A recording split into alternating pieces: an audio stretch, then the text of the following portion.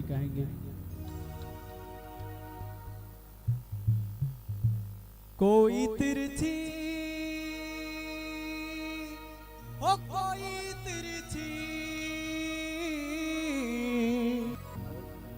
रमण मेरो छोटो सो राधा, रमण मेरो छोटो सो राधा, रमण मेरो छोटो सो।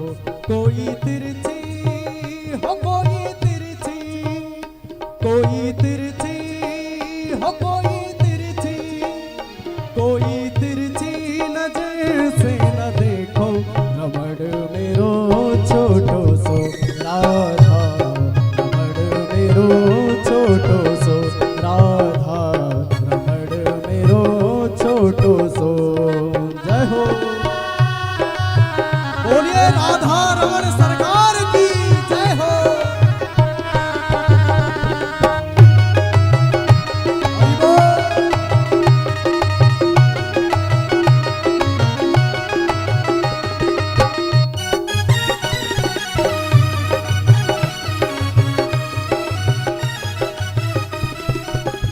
और कहना है, रमण के मुखड़े पे बलि बलि जाऊं, रमण के मुखड़े पे बलि बलि जाऊं, बलि बलि जाऊं बलिहारी जाऊं, बलि बलि जाऊं बलिहारी जाऊं। रमण के मुखड़े पे बलि बलि जाऊं, बलि बलि जाऊं बलिहारी जाऊं, बलि बलि जाऊं बलिहारी जाऊं। कोई पलके हो कोई पलके, कोई पलके हो कोई पलके, कोई पलके टिका कर न देखो, हो कोई पलके टिका कर न देखो, रमण मेरो छोटो सो राधा, रमण मेरो छोटो सो राधा, रमण मेरो छोटो सो। गाइए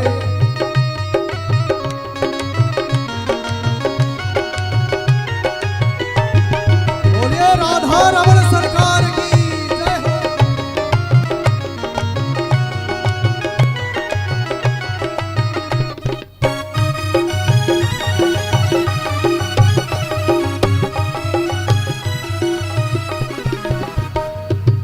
और कहना है,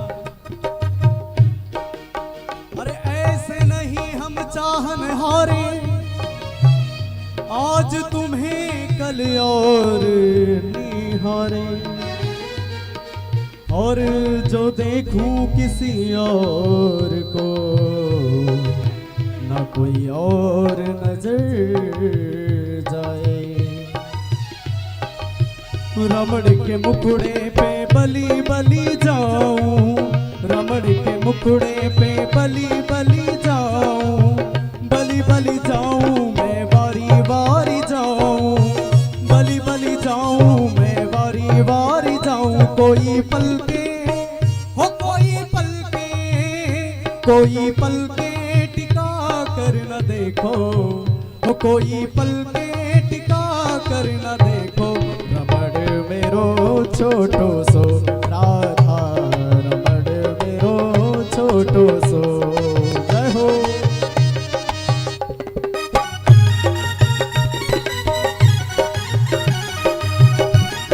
बोलिए राधा रानी सरकार की जय हो।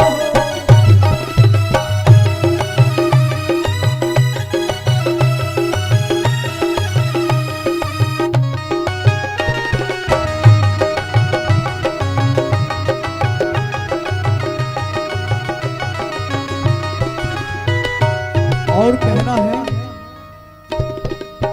मैया कनुआ कह के बुलाए, मैया कनुआ कह के बुलाए, कनुआ दूर दूर ही न जाए, कनुआ दूर दूर ही न जाए। छवि मन में हो छवि मन में, छवि मन में बसा कर तो देखो, हो छवि मन में में बसा कर तो देखो रमण मेरो छोटो सो राधा, रमण मेरो छोटो सो राधा, रमण मेरो छोटो सो। और इसी के बीच में सभी लोग राधा जी का नाम लेंगे और कहेंगे राधा राधा राधा राधा राधा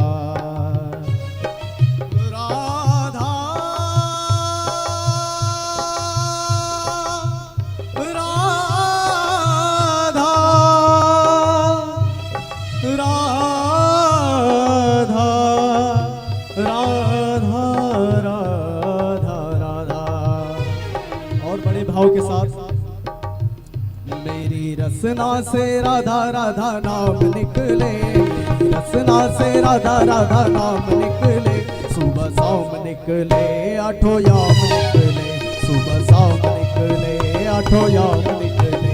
मेरी रसना से राधा राधा नाम निकले, मेरी रसना से राधा राधा नाम निकले, सुबह शाम निकले आठों याम निकले, सुबह शाम निकले राधा नाम निकले, सुबह शाम निकले हो आठों याम निकले। और कहना है जय राधे जय राधे, जय श्री कृष्णा बोलो जय राधे, गाइए जय राधे जय राधे, जय श्री कृष्णा बोलो जय राधे, जय राधे जय राधे, जय श्री कृष्णा बोलो जय राधे। जय हो राधा रानी सरकार की जय हो।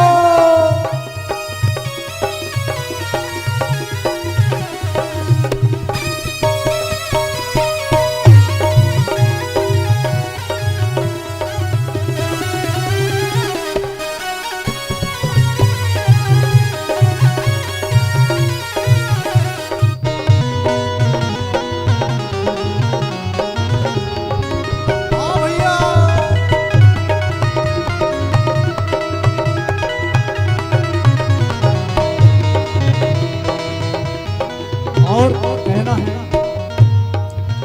मैं तो रटू हो, मैं तो रटू श्री राधा राधा नाम ब्रज की गलियनु में, मैं तो रटू श्री राधा राधा नाम ब्रज की गलियनु में, मैं तो रटू श्री राधा राधा नाम ब्रज की गलियनु में, मैं तो रटू श्री राधा राधा नाम ब्रज की गलियनु में, मैं तो रटू श्री राधा राधा नाम ब्रज की गलियनु में, मैं तो रटू श्री राधा राधा नाम ब्रज की गलियनु में, मैं तो रटू श्री राधा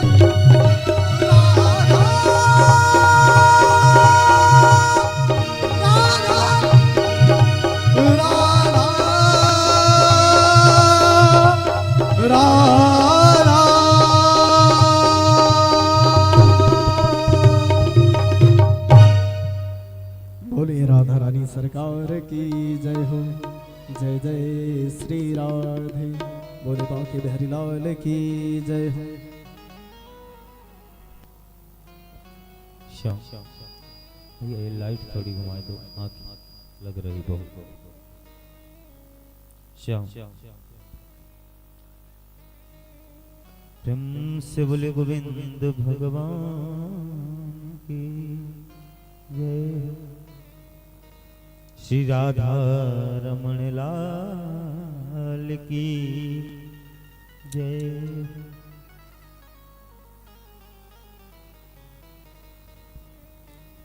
श्री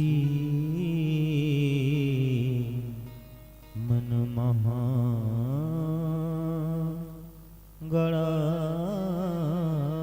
गणाधिपतये नमः।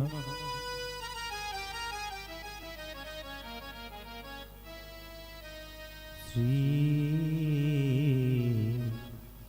मातृपितृचरण कमलेभ्यो नमः।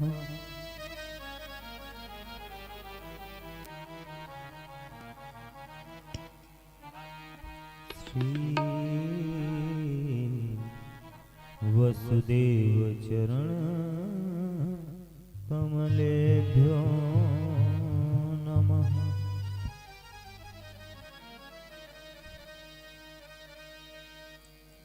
करारविन्देन पदारविन्दम्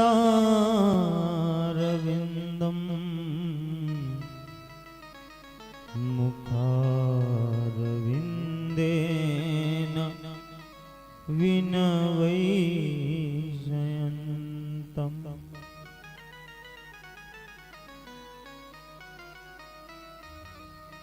वटस्य पत्रस्य पुटे शयानं बालं मुकुन्दं शिरसा नमामि।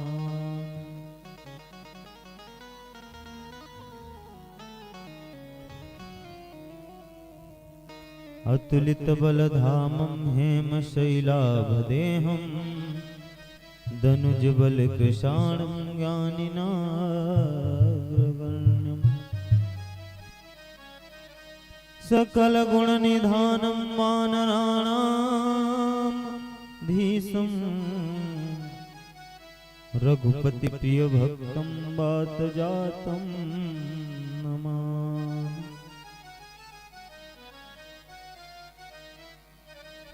तो जय जय जय राधा रमण, जय श्री नवल किशोर, जय गोपी चित चोर प्रभु, जय श्री माखन चोर। जय श्री माखन चोर। प्रेम से बोले गोविंद भगवान की जय हो। अकारण करुणा वरुणालय, जगत नियंता जगदाधार, अखिल कोटि ब्रह्मांड नायक, राज राजेश्वर, परम पिता परमात्मा श्री राघवेंद्र सरकार के चरणों में बार बार प्रणाम करते हुए अनंत बलवंत संत श्री हनुमंत लाल जी के चरणों में बार बार शीश को नवाते हुए प्रातः स्मरणीय परम पूज्य गोस्वामी तुलसीदास जी को प्रणाम करते हुए और आए हुए हमारे समस्त गुण गुणज्ञ संगीतज्ञ रत्न बंधु और आए हुए हमारे समस्त श्रोता भक्त सभी के अंदर व्याप्त उस परम पिता परमात्मा को प्रणाम करते हुए मेरा यही कहना है कि सिया राम मैं सब जग जानी, करहूं प्रणाम जोरि जुग पानी। आइए व्यासपीठ की मर्यादा के अनुसार सर्वप्रथम 2 बार प्रभु के पावन नाम का सभी भक्त स्मरण करें, उसके पश्चात सीधे कथा से जुड़ेंगे। प्रेम से बोले गोविंद भगवान की जय हो। मीठी मीठी तालियों के साथ में सभी भक्त सुंदर भाव से प्रभु का नाम बोलेंगे।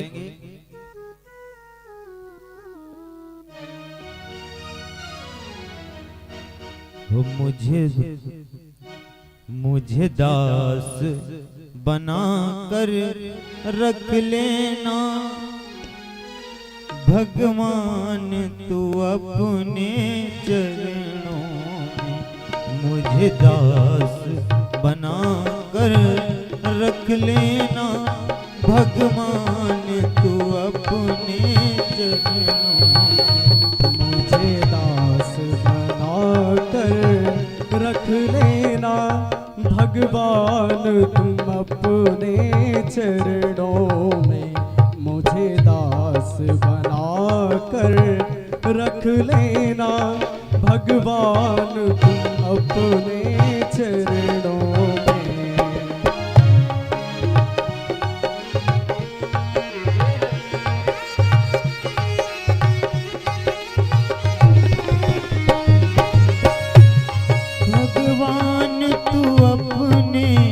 चरणों में भगवान तुम अपने चरणों में, भगवान तू अपने चरणों में, भगवान तुम अपने चरणों में, भगवान तू अपने चरणों में मुझे दास बना कर रख लेना, भगवान तू अपने चरणों में मुझे दास बना कर रख लेना, भगवान तुम अपने चरणों में।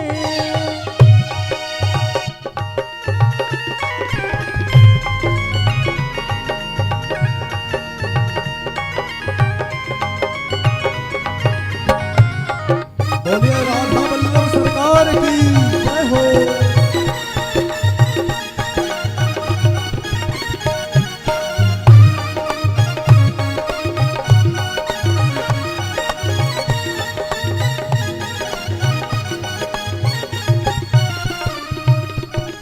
और भगवान से प्रार्थना करते हुए ये बात कह दीजिए कि हे प्रभु, मैं जैसा भी हूँ वैसा आप, मैं आपसे दूर नहीं रह सकता, इसलिए भगवान से कह दीजिए क्या, मैं भला बुरा हूँ तेरा हूँ, मैं भला बुरा हूँ तेरा, बुरा हूँ तेरा हूँ, मैं भला बुरा हूँ तेरा हूँ, तेरे द्वार पे डाले डेरा हूँ, तेरे द्वार पे डाले डेरा हूँ। मुझे जाकर जान के रख लेना, मुझे जाकर जान के रख लेना, भगवान तू अपने चरणों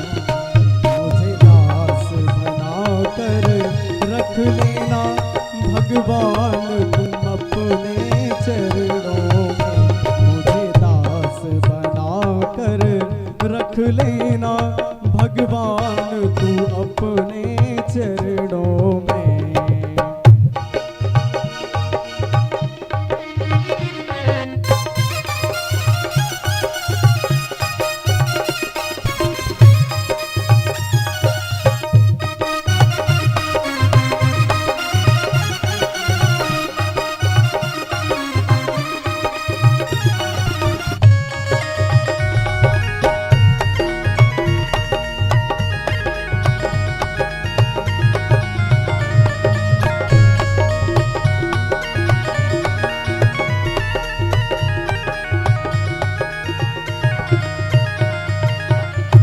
और भगवान से ये प्रार्थना करेंगे कि हे प्रभु, जब अधम से अधम को तारा है, जब अधम से अधम को तारनी नाम हमारा, उसमें भी नाम हमारा है, मुझे भार समझ के रख लेना, मुझे भार समझ कर रख लेना, भगवान तू अपने चरणों मुझे दास बना कर रख लेना, भगवान तुम अपने चरणों में, मुझे दास बना कर रख लेना, भगवान तू अपने चरणों में, मुझे दास बना कर रख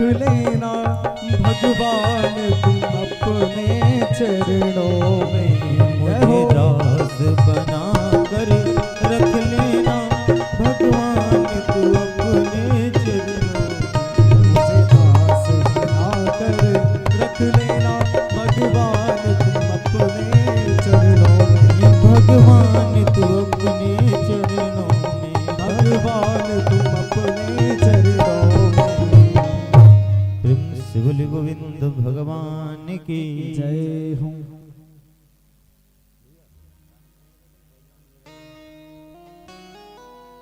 आज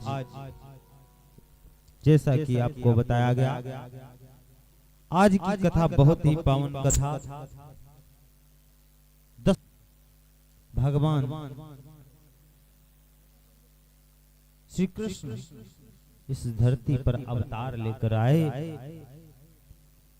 अच्छा, भगवान को धरती पर अवतार क्यों लेना पड़ता? तो बाबा कहते, जब इस धरती पर पाप बढ़ जाता, अत्याचार बढ़ जाता, दुष्ट बढ़ जाते, तो भगवान इस धरती पर अवतार लेते। बाबा कहते, जिस समय इस पृथ्वी पर पाप बढ़ा और जब जब भी पाप बढ़ा, तब तब परमात्मा किसी न किसी रूप में अवतार लेकर इस धरती पर आया और आकर के दुष्टों का सफाया कर धर्म की स्थापना की। गोस्वामी बाबा जी कहते हैं कि जब जब होई धर्म के हानि,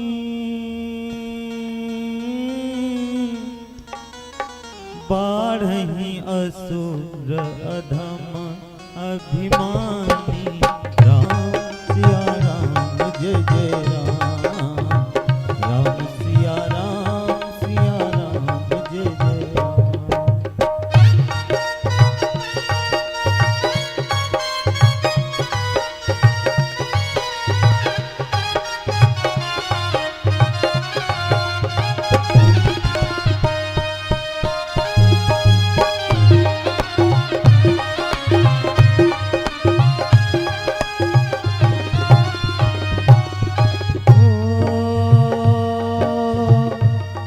तब प्रभु धरि विविध शरीरा,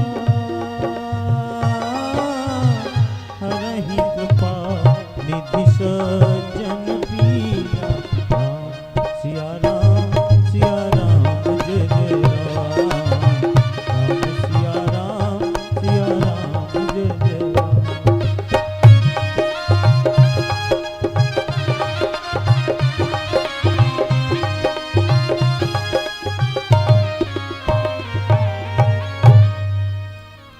गोस्वामी बाबा तुलसीदास जी कहते, जब जब होए धर्म के हानि, जब जब धर्म की हानि होती और बाढ़ असुर अधम अभिमानी, और इस धरती पर अभिमानी असुरों का अत्याचार बढ़ जाता, तब तब प्रभु धरि विविध शरीरा, हरहि कृपा निधि सज्जन पीरा।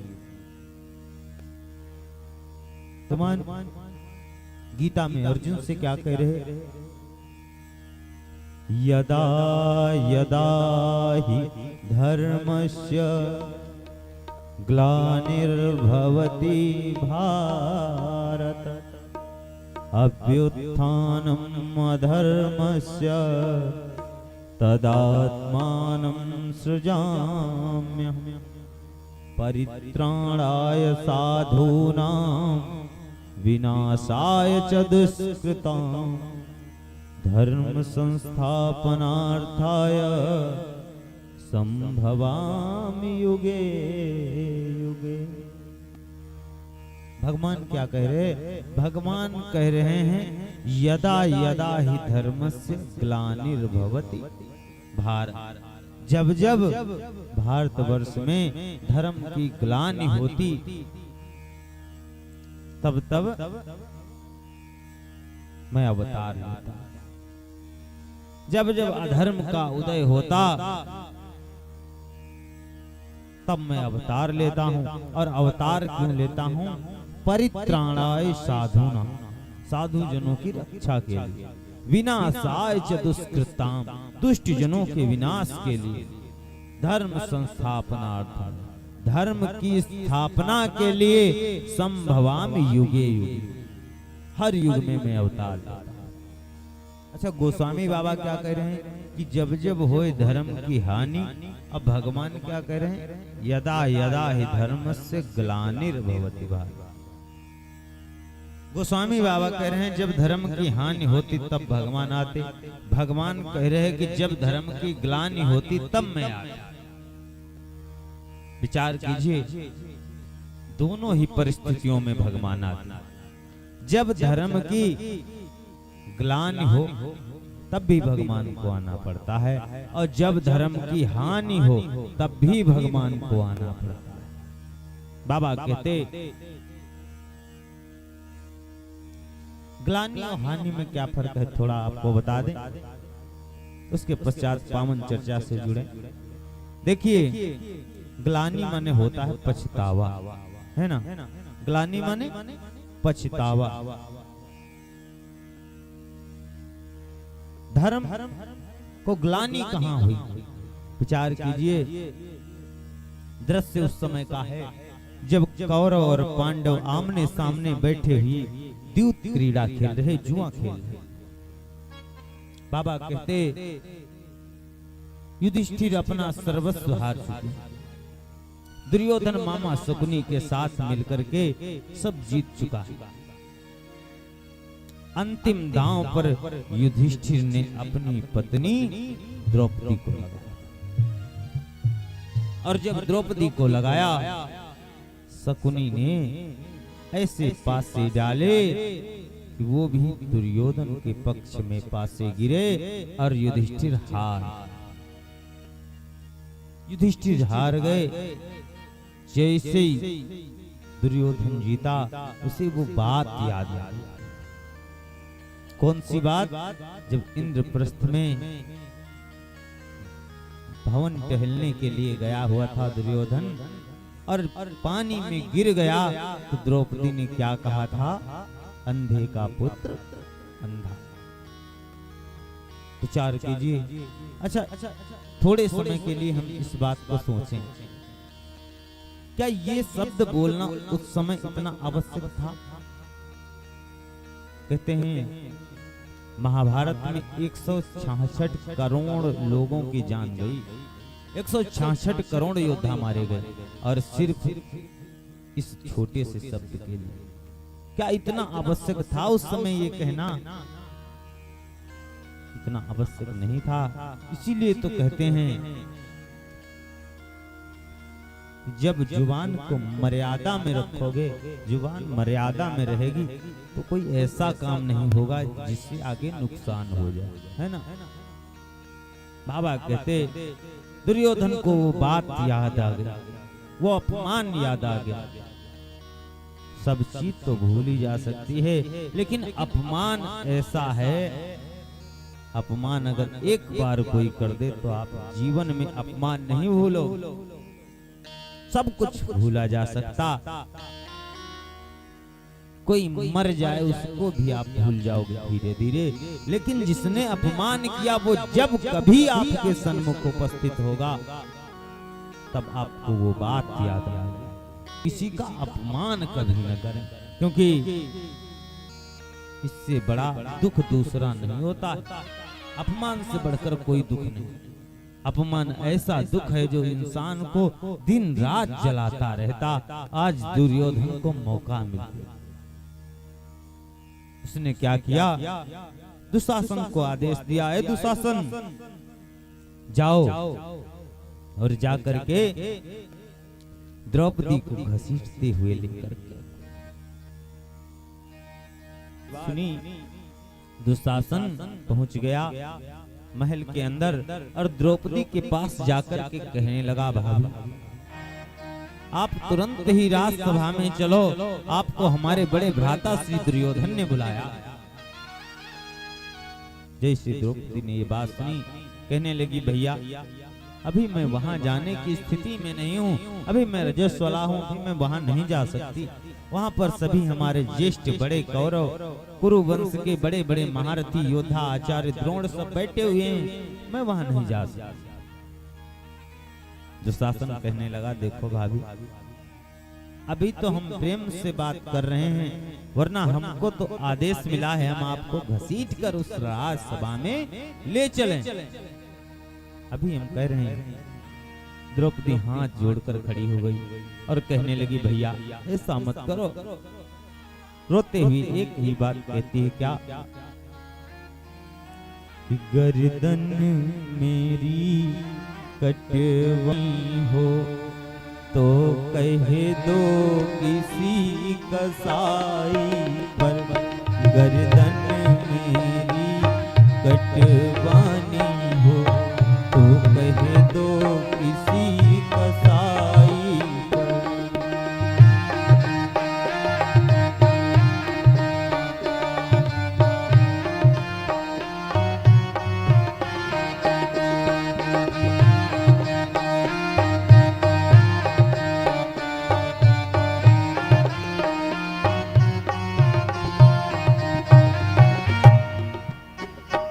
गर्दन मेरी कट तो कह दो किसी कसाई पर, गर्दन मेरी कटवानी हो तो कह दो किसी कसाई पर।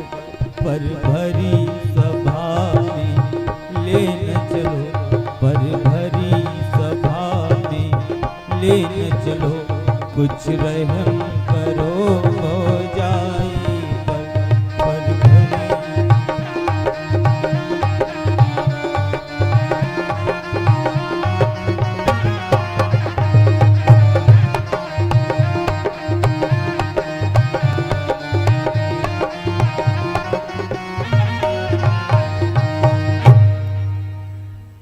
आज द्रौपदी हाथ जोड़कर कहने लगी, भैया ऐसा अत्याचार मत करो, मुझे वहां मत ले चलो। दुशासन ने एक बात नहीं सुनी। दुशासन बालों को पकड़कर घसीटता हुआ लेकर के गया और ले जा करके उस राजसभा में खड़ा कर दिया। और जैसे ही राजसभा में खड़ा किया, दुर्योधन ढाका मारकर हंसने लगा।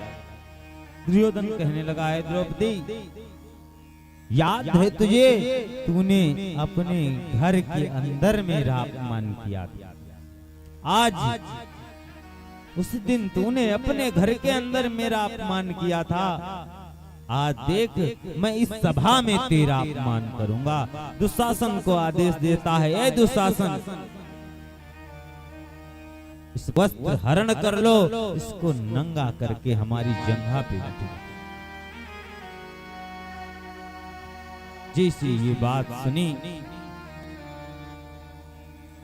द्रौपदी सबसे पहले भीष्म पितामह के पास, भीष्म पितामह से कहने लगी, हे कुरुश्रेष्ठ, आप सभा में बैठे हुए हो,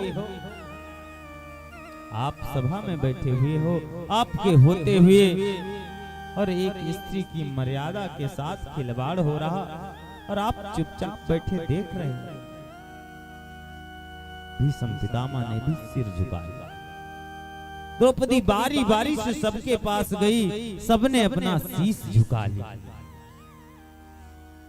द्रौपदी समझ गई, अब यहाँ मेरी बात सुनने वाला कोई नहीं। अच्छा विचार कीजिए, एक देवर ये है, महाभारत को नंगा करके हमारी जंघा पे बिठा दो। और एक देवर कौन है? एक देवर है कौन? रामायण काल में जब सुग्रीव के पास प्रभु राम पहुंचे, सुग्रीव जी ने वो आभूषण दिए। देखो प्रभु जाते वक्त ये आभूषण माता सीता ने ऊपर से फेंके थे। भगवान राम वो आभूषण एक एक करके दिखा रहे हैं, किसे? लक्ष्मण जी। और जैसे लक्ष्मण जी को पायल दिखाई, लक्ष्मण जी पहचान गए। लक्ष्मण जी खुश हो गए, बोले हाँ भैया, ये पायल भाभी की है, ये पायल हमारी भाभी की है। उसके बाद भगवान राम ने कुंडल दिखाया, देखो भैया लक्ष्मण, ये सीता का है ना। लक्ष्मण की आंखों से आंसू गिरने लगे, लक्ष्मण जी रोने लगे और एक ही बात कहते हैं, क्या? कि मैंने तो चरण निहारे हैं, देखे माता के कान नहीं। मैंने तो चरण निहारे, देखे माता के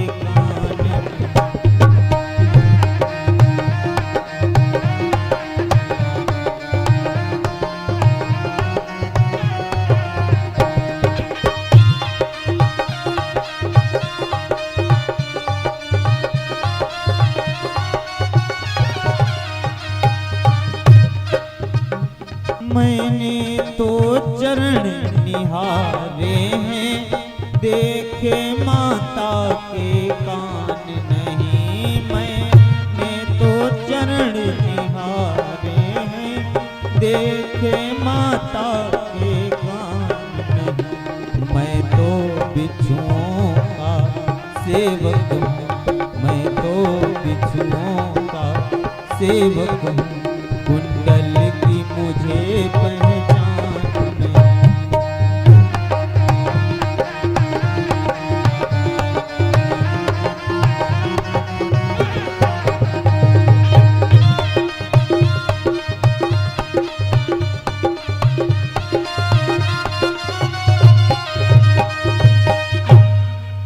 एक देवर है महाभारत काल में और एक देवर है रामायण काल में। महाभारत वाला देवर जो है वो कह रहा भाभी के वस्त्र उतार दो, और रामायण वाला देवर कह रहा हमने भाभी का कभी देखा। तो भैया ऐसी जगह पे धर्म की ग्लानि हुई। धर्म की जब ग्लानि होती तब भगवान आते। और दूसरी बात, एक बूढ़ा बैठा हुआ है कहाँ, उस सभा में जहां पर एक औरत की मर्यादा के साथ खिलवाड़ हो रहा। कौन बैठा हुआ? भीष्म पितामह, सबसे बड़े योद्धा हैं। अगर उठ करके एक थप्पड़ मार देते दुर्योधन को तो ये नौबत नहीं आती, महाभारत जैसा युद्ध नहीं होता। बैठा हुआ है उस सभा में जो एक स्त्री की मर्यादा के साथ खिलवाड़ हो रहा, और वो चुपचाप बैठा है। और एक बूढ़ा कौन है? एक बूढ़ा इधर है रामायण काल में। कौन? जटायु जी महाराज।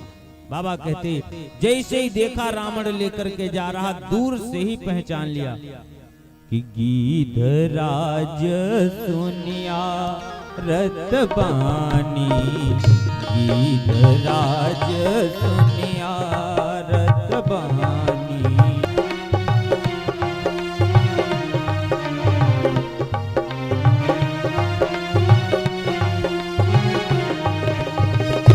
गीधराज सुनी आरत बनी, रघुकुल तिलक नारी पहचानी, रघुकुल तिलक नारी पहचानी।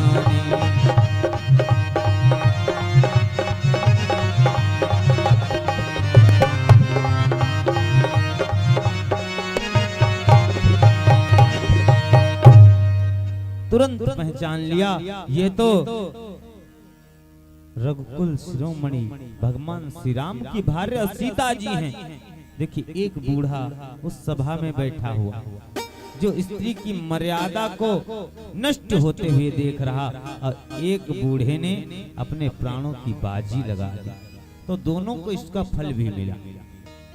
भीष्म पितामह ने समय पर क्रोध नहीं किया तो उनको क्या मिला? बाणों की सैया। और जटायु जी महाराज जी ने समय पर क्रोध किया तो उनको भगवान श्री राम की गोद मिली। दशरथ जी का दाह संस्कार नहीं किया है भगवान राम ने, लेकिन जटायु जी महाराज जी का दाह संस्कार अपने हाथों से किया। आइए मंच पर दर्शन दे रहे परम सम्माननीय शिवानी शास्त्री जी, जिनके मुखारविंद से पावनमयी आगे की पावन कथा को श्रवण करें। कभी समय रहा तो और आगे की कथा इसी में सुनाई जाएगी, है ना, क्योंकि आज भगवान श्री कृष्ण के जन्म की भी कथा आपको सुननी, वही कथा बहुत बड़ी है ना। आइए दो बार प्रभु का पावन नाम लेते हैं, उसके पश्चात वाणी को विराम। सभी लोग भाव से मीठी मीठी तालियों को बजाते हुए बोलेंगे। और 101 मुद्राओं का दान हुआ कमलेश सिंह अरकवर्षी भैया जी की तरफ से। भगवान हमेशा कृपा दृष्टि बनाए रखे। प्रेम से बोले गोविंद भगवान की। आइए दो बार सभी भक्त मीठी मीठी तालियों को बजाते हुए बोलेंगे। श्री कृष्ण गोविंद हरे मुरारी, हे नाथ नारायण वासुदेव। श्री कृष्ण गोविंद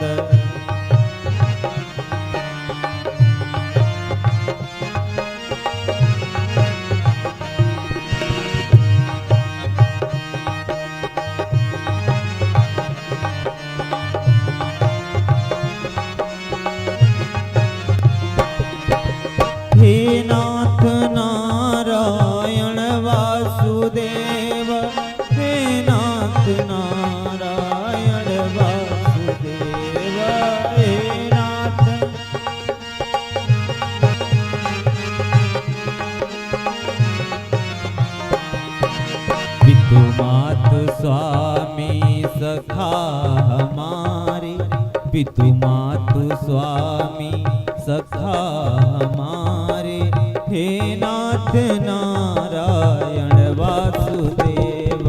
श्री कृष्ण गोविंद हरे मुरारी, हे नाथ नारायण वासुदेव। हरे कृष्णा कृष्णा कृष्णा हरे कृष्णा कृष्णा कृष्णा हरे कृष्णा कृष्णा कृष्णा हरे कृष्णा।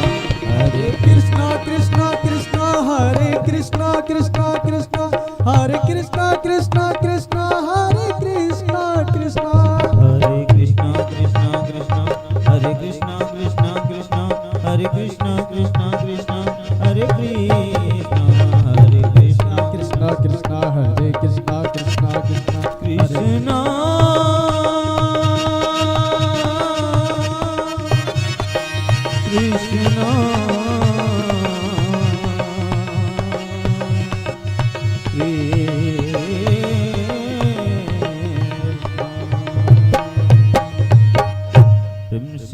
गोविंद भगवान की जय हो। आइए आगे की पावन कथा को श्रवण करें। प्रेम से बोले गोविंद भगवान की।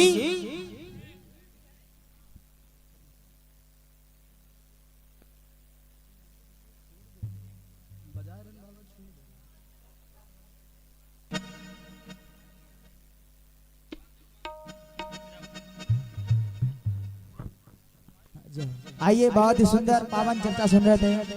परम पूजनीय श्री सूरज शुक्ला जी के मुखारबिंद से बहुत ही सुंदर पावन चर्चा सुन रहे थे। आइए, अब विराजमान है बहुत ही अच्छी प्रवक्ता, बहुत ही सुंदर प्रवक्ता आपने ही जिले सीतापुर की शिवानी शास्त्री जी के मुखारबिंद से बहुत ही सुंदर सुंदर चर्चा सुने और अपने मानव जीवन को कृतार्थ करें। आइए सुंदर सी धुन के साथ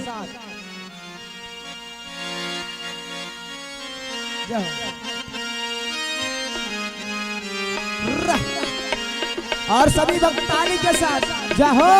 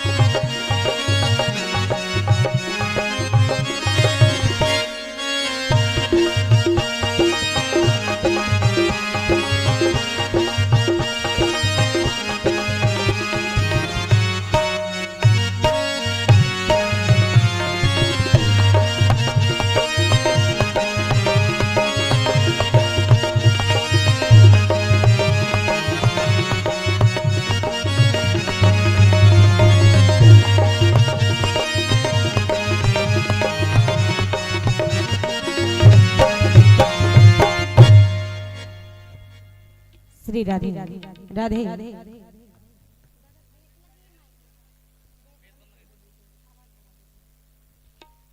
श्री राधे राधे जय जय श्री राधे श्री श्याम सीताराम वृंदावन धाम जय जय श्री राधे श्री राधे जय जय श्री राधे प्रेम से बोलवा की बिहारी लाल की बोली श्यावर रामचंद्र भगवान की प्रेम से बोलो भक्तौर भगवान की बोली सतगुरुदेव महाराज की जय। श्री राधे आई अभी बड़ी ही पावन मंगलमय चर्चा श्री महाराज जी के मुखारबिंद से भक्त स्पान कर रहे थे। बड़ा ही आनंद आ रहा था प्यारे। आइए मेरे धर्म से जहां तक आवाज आ रही है श्री भक्तगणों को सूचित करते अपार हर्ष हो रहा है कि परम पिता परमात्मा की अमृत मंगलमयी चर्चा अपने अधिक समय से प्रारंभ हो चुकी है। तो सही भक्तगण अपने अपने ग्रह कार्यों से निवृत्त होकर श्री परम पिता परमात्मा के पावन दरबार में पधारे और भगवान की अमृत मंगलमयी रसमयी चर्चा को रसपान करके अपने मानव जीवन को धन्य बनाए। भोले भक्तों और भगवान की जय। आप लोग जयकारा लगाओ, जयकारा लगाने में बड़ी कंजूसी कर रहे हो। क्या अम्मा खाए के ना का खाना लग रहा है, सब लोग भूखे बैठे हो। ऐसा लगे कि भक्तगण आ चुके हैं, पंडाल में बैठे हैं, सभी लोग जयकारा लगाइए।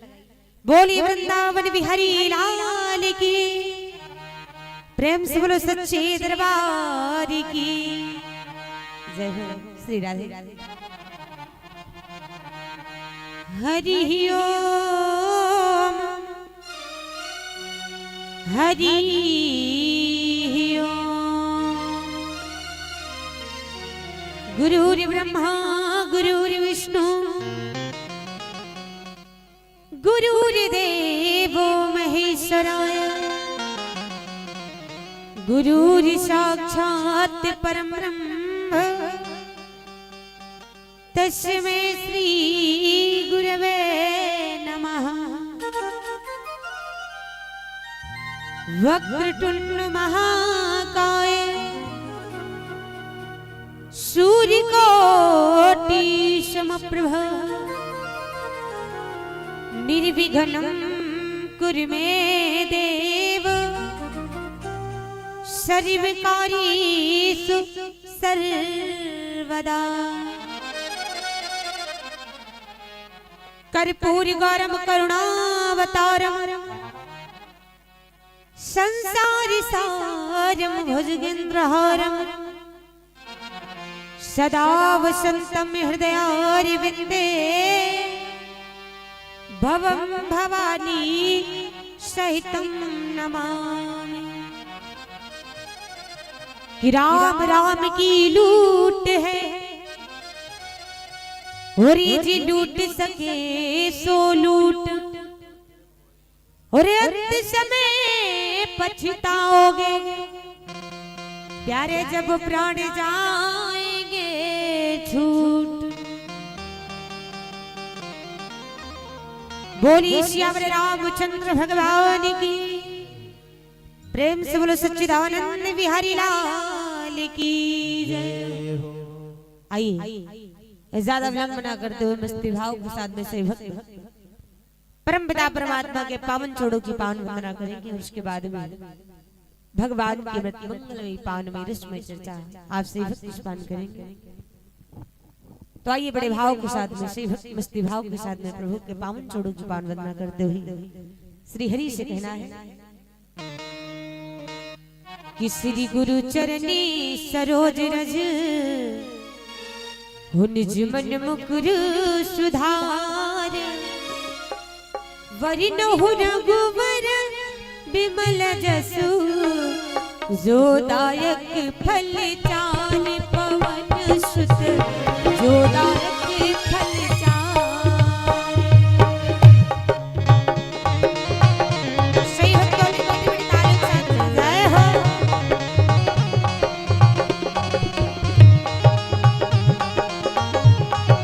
जय जय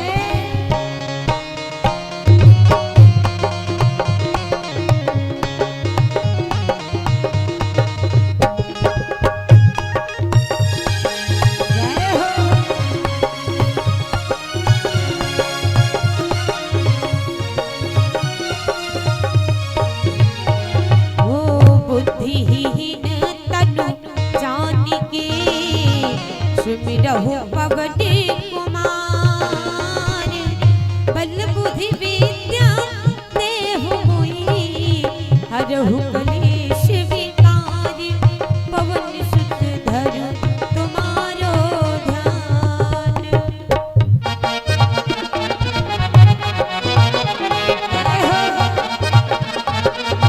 बोली श्यामल रामचंद्र भगवान की जय।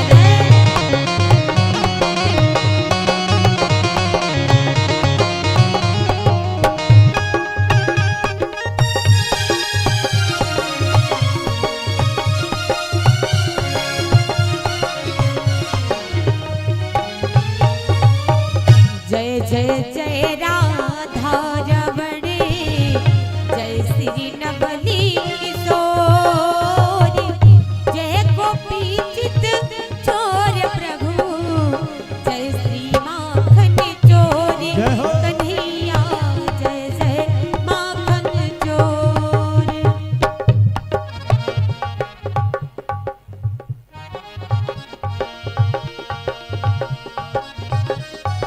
जय हो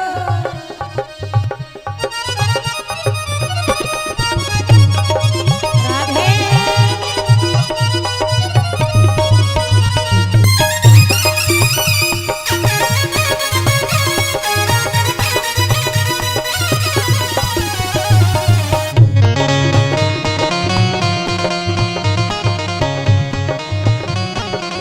और कहना है कथा प्रारंभ अब होती है सुन वीर हनुमान आई के आसन लीजियो मेरे सिया सहित प्रभु राम पवन सुत धरु तुम्हारो ध्यान।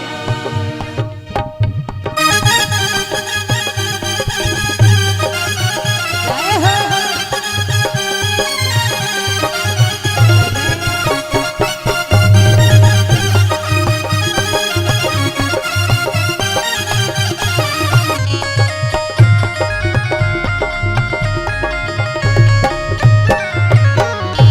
प्रेम से बोलो श्यावर रामचंद्र भगवान की बोलिए वीर हनुमंत लाल की जय हो। आइए बड़े ही भाव के साथ जैसे भक्तों ने परम पिता परमात्मा के पावन छोड़ों की पावन वंदना किया। ये ज्यादा विलंब न करते हुए मस्ती भाव के साथ दो बार भगवान का पावन नाम अपने मन और वाणी को पवित्र करते हुए श्री भक्त प्रभु का पावन नाम बोले। क्योंकि प्यारे परम पिता परमात्मा की अमृत मंगलमयी रसमयी चर्चा को रिस्पान करने से पहले भगवान की कथा को मैया सुनने से पहले हमें आपको अपनी इस मन हृदय को पवित्र करना चाहिए। और ये मन हृदय जब पवित्र होगा जब हम इस मुख से भगवान का नाम लेंगे परम पिता परमात्मा का इस मुख से नाम लेंगे हाथों से तालियां बजाएंगे और जब ताली बजाकर श्री हरि का गुणगान करोगे तो प्यारे सरस रूपी पक्षी भागेगा। क्योंकि गुरु स्वामी तुलसीदास बाबा जी ने रामचरितमानस में संकेत दिया है कि राम कथा सुंदर करतारी संशय विहग उड़ावन हारी। मेरे परम पिता परमात्मा की ऐसी अमृत मंगलमयी कथा है प्यारे। भगवान की कथा जब सुनो सुनने के लिए बैठो तो चाचा प्रभु ने सुंदर हाथ दिए बोलने के लिए सुंदर मुख दिया है। इन हाथों से इस मुख से श्री हरि का जब नाम लोगे तो हमारे आप के अंदर से संस रूपी पक्षी जाएगा। हमारे आप के ऊपर जो पाप बैठा है वो पाप भागेगा और जब पाप संस रूपी पक्षी दोनों भागेंगे तभी हमारे आप का मन भगवान की कथा में लगेगा।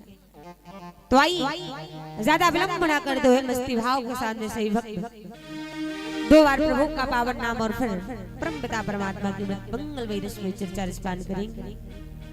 तो आइए बड़े भाव के साथ में श्री भक्त श्री हरि का पावन नाम बोलेंगे ना कि सीताराम जी की प्यारी हो राजधानी लागे महारानी लागे मोहे मीठो मीठो सरयू जी को पानी लागे राजा राम जी की प्यारी राजधानी लागे सही भक्त मोहे यमुना जी को मीठो मीठो पानी लागे ओ सीताराम जी की प्यारी राजधानी लागे मोहे मीठो मीठो यमुना जी को पानी लागे।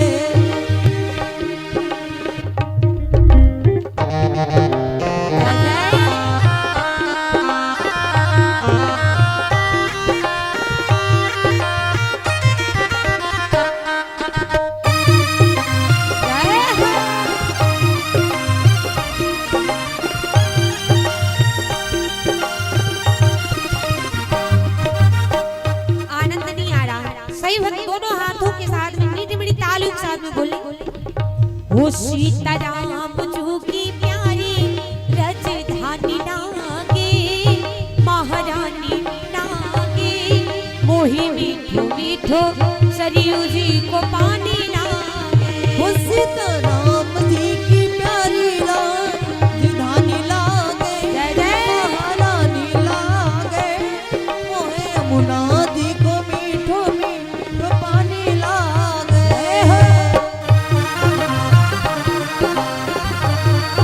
बोलिए सियावर रामचंद्र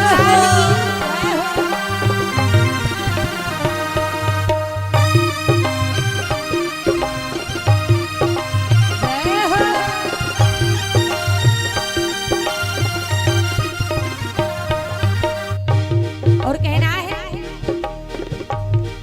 वो छोटी छावनी रंग महल हनुमान गढ़ी अति सुंदर हनुमान गढ़ी अति सुंदर छोटी छावनी हनुमान गढ़ी अति सुंदर हनुमान गढ़ी अति सुंदर वो छोटी छावनी रंग महल हनुमान गढ़ी अति सुंदर हनुमान गढ़ी अति सुंदर छोटी छावनी रंग महल हनुमान गढ़ी अति सुंदर हनुमान गढ़ी अति सुंदर स्वयं जगत के मालिक बैठे वो स्वयं जगत के मालिक बैठे कनक भवन के अंदर सीताराम जू की हो सीताराम जू की प्यारी राजधानी लागे महारानी लागे मोहे मीठो मीठो सरयू जी को पानी लागे राजा राम जी की प्यारी राजधानी लागे राजधानी लागे मोहे मीठो मीठो सरयू जी को पानी लागे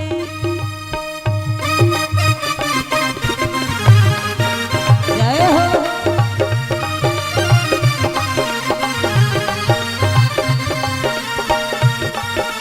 जय जय राधे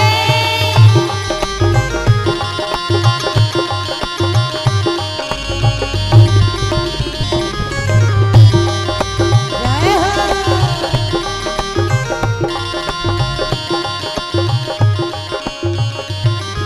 और इसी बीच में ये परमानंद समानी भैया हवलदार दादाजी पचैनापुर निवासी ये परम पिता परमात्मा के पावन चरणों में सादर एक सौ एक मुद्राओं का दान कर रहे हैं। प्रभु से विनती जीवन मंगल में हो धर्म में सुशोभा आशीर्वाद और अंतिम भाव में कहना है हो धन्य कौशल्या धन्य सुमित्रा धन्य कैकेयी मैया धन्य सुमित्रा मैया जय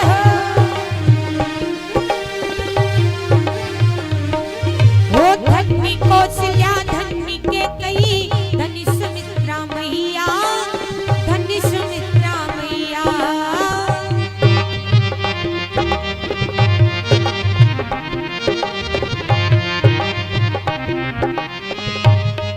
हो धन्य कौशल्या धन्य कैकेयी धन्य सुमित्रा मैया धन्य सुमित्रा मैया धन्य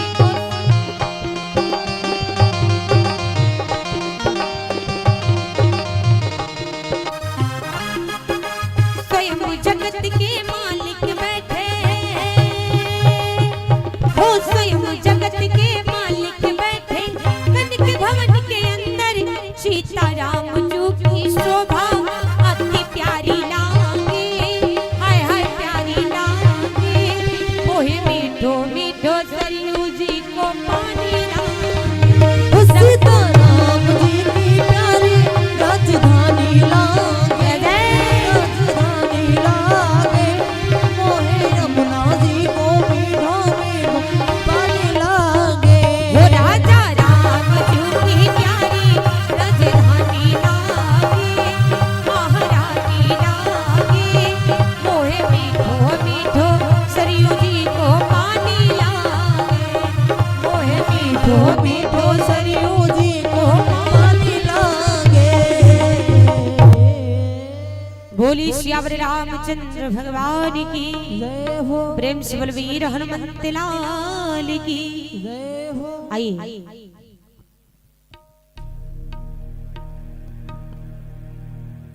कह दो सच्चे दरबार की श्री भागवत भगवान की। आइए हम सबके बीच उपस्थित हैं आदरणीय श्री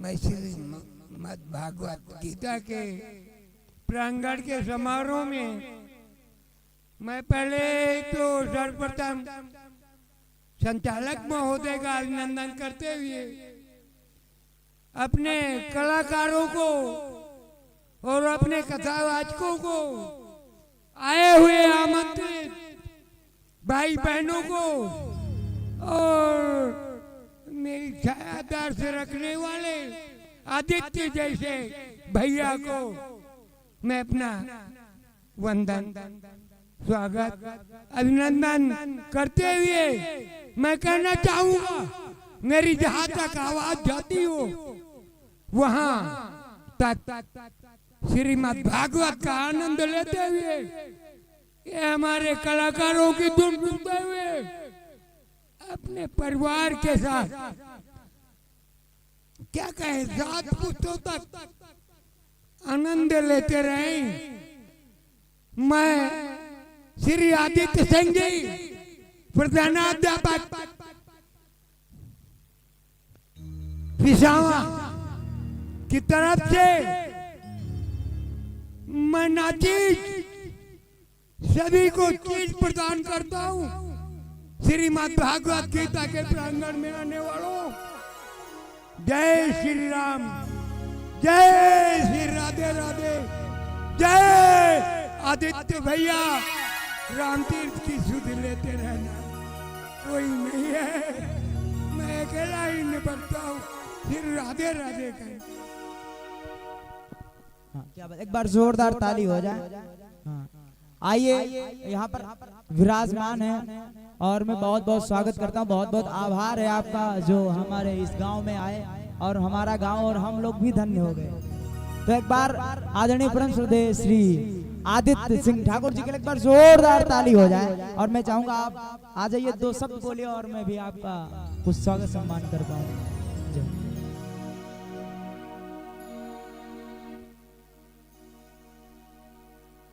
और त्रुट के लिए समय व्यास जी से 2 मिनट बस हमें दे दीजिए इसके बाद। और इसी बीच आदरणीय परम श्रद्धेय श्री गोपाल राम गोपाल गुप्ता जी की तरफ से 201 मुद्राएं भागवत भगवान के चरणों में है। भगवान सदा कल्याण करे।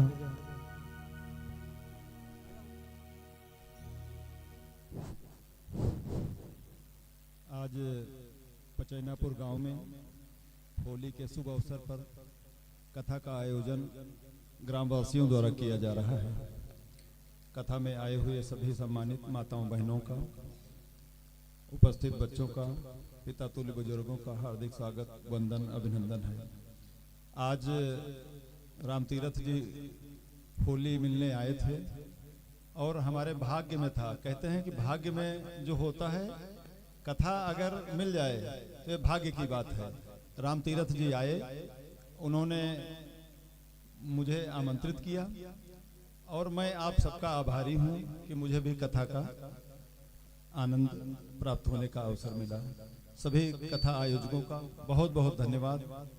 बहन स्वरूपा हमारी जो देवी स्वरूपा बैठी हुई हैं उनको प्रणाम, सभी कार्यकर्ताओं को बहुत बहुत प्रणाम। और कथा जो है इसका मूल उद्देश्य है कि ये सब माताएं बहनें, हमारे गांव के बुजुर्ग, सब बच्चे आए हुए हैं। इसका रसास्वादन जब करेंगे तो कोई भी चीज यहाँ से लेकर के जाएंगे, चाहे शाकाहार का हो, अपने आहार का हो, शराब का हो, कोई भी एक चीज यहाँ से कथा में आप लोग ले लेंगे, वो आपको जीवन भर आपको लाभ मिलेगा। तो हमारा सबसे निवेदन है कि हमारी बहन स्वरूपा जो मंच पर बैठी हुई हैं व्यासपीठ पर, इनके शब्दों को, एक एक शब्दों को आप लोग सुने, अपने जीवन में उसको आत्मसात करें। क्योंकि हम पेशे से शिक्षक भी हैं। हम हमेशा, हमारे राम तीरथ भाई हैं, बहुत अच्छे आदमी हैं, दिल के हीरा आदमी हैं।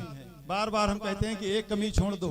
जब भी मिलते हैं हम आज इस कथा के माध्यम से इनसे फिर सबके सामने कहते हैं कि एक कमी ये छोड़ दें तो बहुत अच्छे व्यक्ति हैं, बहुत ही अच्छे व्यक्ति हैं। अब आज सबको हम साक्षी मान करके फिर हम सब वचन लेते हैं, हाथ उठा के उस कमी को दूर करने का प्रयास करेंगे, नहीं करेंगे? हाथ उठा के कहिए सबके सामने, दोनों हाथ उठा के कहिए। आज हमने इनसे हाथ उठवा दिया है कथा में। अगर ये बहुत अच्छे व्यक्ति हैं, हमको दिलो जान से मानते हैं। रात दिन हम लोग पिसावा में, हम अलिया ब्लॉक के रहने वाले हैं और ये पिसावा में, हम पिसावा में पिछले 27 वर्षों से सेवा करते हैं। हमारा अर्कवंशी समाज हमको तन मन धन से हमको सहयोग करता है, दिलो जान से हमको मोहब्बत करता है, बिल्कुल घर जैसा हमको सम्मान वहाँ के माँ बेटियां हमको देती हैं। लेकर के नदियासे से आप चले जाओ, वहाँ आप मैगलगंज चले जाओ, कुकरगोती चले जाओ, एक घरा चले जाओ, पसगवा चले जाओ, यहाँ से आप शुरू करो, क्या नाम है इसका, धेनापुर से शुरू करो और चले जाओ अकोहरा तक, खजुन्ना तक, चौकनिया तक। इस समाज का जितना प्रेम और आशीर्वाद मुझे मिला है कि मैं जीवन भर उसका ऋणी रहूंगा, इतना मैं अभिभूत रहता हूं। आप सब के बीच में मैं आया हूं। आशीर्वाद का जब मौका आएगा, आप लोग आशीर्वाद और कृपा बनाए रखिएगा। निश्चित रूप से हम लोग सामाजिक के साथ साथ राजनीतिक जीवन भी जीते हैं, लेकिन राजनीतिक जीवन में भी हमारा पूरा उद्देश्य होता है कि हम कहीं ना कहीं कुछ अच्छा छोड़ के जाएं, अच्छे संदेश दें। एक शिक्षक भी हम हैं, तो सभी से हमारा निवेदन कि आप लोग जीवन में अच्छे गुणों को आत्मसात करें। कथा का आयोजन का उद्देश्य भी यही है, कथा के आयोजन का मुख्य उद्देश्य भी यही है कि यहाँ से हम गुणों को लें। तो आपसे तो हमने एक सबसे हुकारी भरवा ली है, और सभी माताएं बहनें, हमारी बेटियां बैठी हुई बहनें हैं, ये लोग भी खूब पढ़ें, शिक्षित हों, समाज में खूब आगे बढ़ें, और दोनों घरों को, पचैनापुर का भी परिवार और ये जहाँ ब्याह कर जाएं उस परिवार को भी सुशोभित करें, उनके घर को घर आंगन में किलकारियां बहावें। इसी बातों के साथ हम अपनी बात को विराम देते हैं, चूंकि कथा के मध्य में हमारा ज्यादा बोलना ये ठीक नहीं है। बहुत बहुत धन्यवाद, प्रणाम। एक बार जोरदार ताली हो जाए, ये जोर है तो बहुत कमजोर है। आइए तिलक बंधन स्वागत। इतने नष्ट होने के समय में हमारे आदर्शगण, हमारे कथावाचकगण, हमारे ये भाई कार्यकर्तागण, जो म्यूजिक को बढ़ाने वाले, हमारे आदित्य भैया के आगमन पर आपने जो समय नष्ट किया है, मैं इसके लिए कोट कोट वंदन, शुभकामनाएं। क्या बात, दिल में दया, होठों, दिल में दया, आंखों में करुणा और होठों पे मुस्कान। मुश्किल है जग में मिल पाना आप जैसा इंसान। एक बार जोरदार ताली हो जाए आदरणीय परम श्रद्धेय आदित्य सिंह ठाकुर जी के लिए। आइए अब अपने वही क्रम में चलते हैं। बहुत ही सुंदर पावन चर्चा सुन रहे थे आदरणीय परम श्रद्धेय शिवानी शास्त्री जी के मुखार सुनिए। श्री राधे राधे राधे श्री राधे। बोलिए भक्तों और भगवान की जय हो, प्रेम से बोलो सच्चिदानंद बिहारी लाल की जय हो। आइए, बड़ा ही सुंदर भाव आपसे भक्त निष्पान कर रहे थे। आइए, ज्यादा समय ना लेते हुए दो बार प्रभु का पावन नाम और फिर भगवान के मंगलमय रसमय चर्चा से भक्त निष्पान करेंगे। तो सही भक्त दो बार प्रभु का पावन नाम और फिर भगवान के मंगलमयी चर्चा मस्ती भाव के साथ में निष्पान करेंगे। तो सही भक्त बोलेंगे, कहना है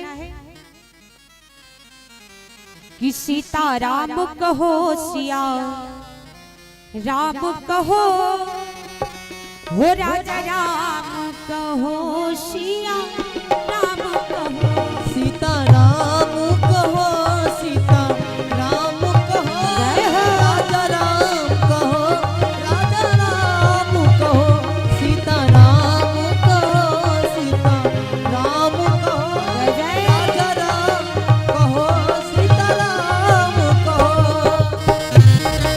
सही भक्त बोलिए, जय हो।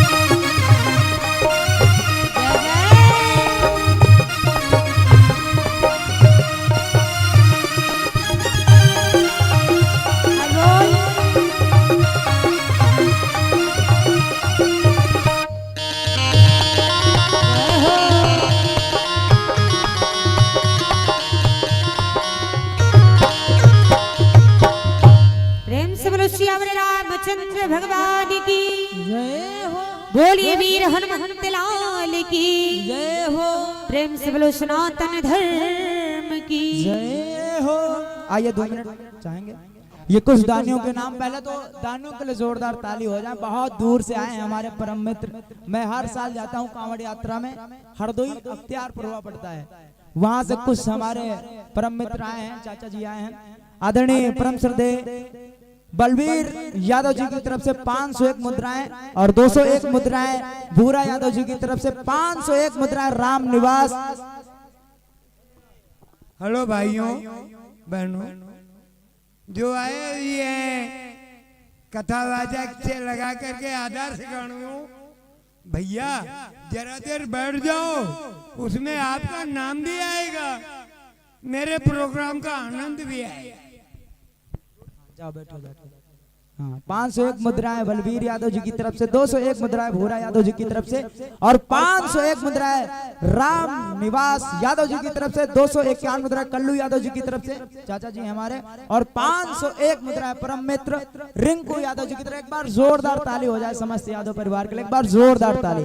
बहुत बहुत आभार। आपको 15 मार्च को ही पिसावा में बहुत ही सुंदर होली समारोह रखा गया है, तो वहां पे यहाँ पर से भी और जहां तक आवाज आ रही सभी भारी से भारी संख्या में पधारे, वहां सभी का हार्दिक अभिनंदन व स्वागत है। आइए श्री राधे बोले भक्त और भगवान की प्रेम से बोलो सच्चिदानंद बिहारी लाल की। आइए बड़े ही भाव के साथ में सभी भक्तों ने परम पिता परमात्मा का पावन नाम लिया, अपने मन और वाणी को पवित्र किया।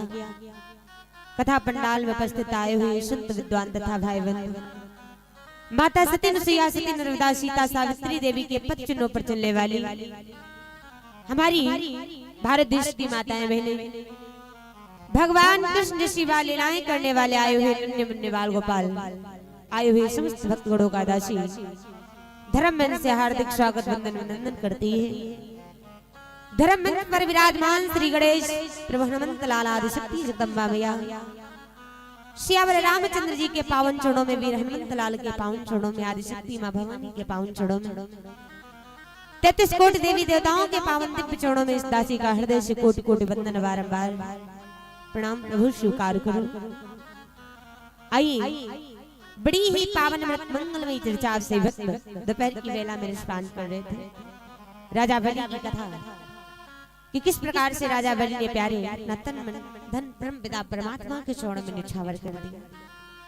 बड़ी ही सुंदर मंगलमयी कथा महाराज जी के मुखार बिंद से भक्त निष्पान कर रहे थे। और जैसा कि आज रात्रि में अवगत कराया गया था कि आज रात्रि में मेरे बांके बिहारी मेरे ठाकुर जी श्री भगवान कृष्ण का पावन अवतार हो, बड़ी ही पावन सुंदर अवतार की कथा आप सभी भक्तों को सुनाई जाएगी। तो आइए मेरे राघवेंद्र सरकार श्री बांके बिहारी का किस प्रकार से पावन अवतार हुआ, बड़ी सुंदर कथा है। इधर श्री सुखदेव जी महाराज वीर परीक्षित महाराज को देव नदी गंगा के किनारे बड़ी ही पावन मंगलमयी रसमयी चर्चा रसपान करवा रहे।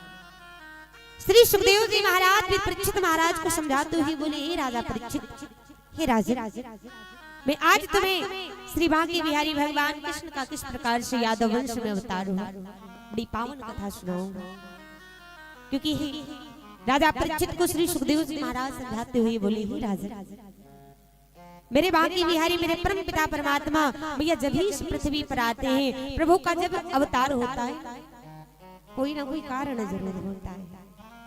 मेरे प्रभु कब आते इस पृथ्वी पर, जब इस पृथ्वी पर पाप हुआ है, जब परम पिता परमात्मा के भक्त सताए गए हैं, निशाचरों का घोर अत्याचार बढ़ा है, तब मेरे परम पिता परमात्मा का पावन अवतार हुआ है। सुखदेव जी महाराज बोले, हे राजा परीक्षित, जब इस पृथ्वी पर पाप बढ़ा है, अत्याचार बढ़ा है, श्री हरि के भक्त सताए गए हैं, तब मेरे प्रभु का पावन अवतार हुआ है। क्योंकि भगवान कहता है, मैं अपना मान मेरा जाए तो जाए, लेकिन भक्त का मान न जाने पाए। क्योंकि कहा गया है कि प्रबल प्रेम के पाले पड़ते प्रभु को नियम बदलते देखा, और अपना मान भले टल जाए और लेकिन भक्त कमान न टलते देखो। मेरे प्रभु कहते हैं अपना मान जाए तो जाने दो, लेकिन भक्त का मैया मान न जाने पाए। प्रभु अपने भक्त के लिए कहते भिखारी तक बन गए। राजा बलि के द्वार पर क्यों मैया दूसरों को दान देने वाले मेरे परम पिता परमात्मा स्वयं भिखारी बनकर आए। भक्त के लिए परम पिता परमात्मा कष्ट सह सकता है, लेकिन भक्तों को कष्ट नहीं सहने देंगे। इसीलिए जब जब इस पृथ्वी पर पाप हुआ है, जब जब अत्याचार बढ़ा है, श्री हरि के भक्त सताए गए हैं, तब तब मेरे प्रभु का पावन अवतार हुआ है। सुखदेव जी महाराज बोले, हे राजा परीक्षित, जब जब इस पृथ्वी पर पाप हुआ है, तब तब मेरे प्रभु का पावन अवतार हुआ है। समझाते हुए बोले, सुनो राजन, बोले ही सुनो राजा परीक्षित, कि जब जब होई और धर्म के हानि, जब जब होए धर्म के हानि, जब जब होए धर्म के हानि, जब जब होई धर्म के हानि, यो जब जब होए धर्म का हानि, बढ़ई असुर अधम अभिमानी, बढ़े असुर अधम अभिमानी।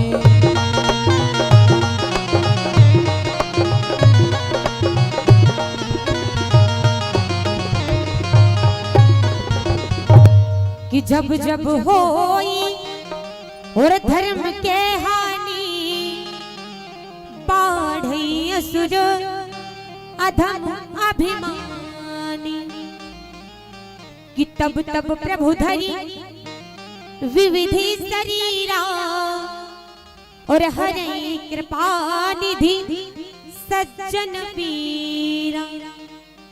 जब जब कहते हैं पृथ्वी पर पाप होता, अत्याचार होता है, पापी गड़बड़ते हैं, और जब उन पापियों के पाप का घड़ा भरने लगता है, तब तब मेरे प्रभु का पावन अवतार होता है।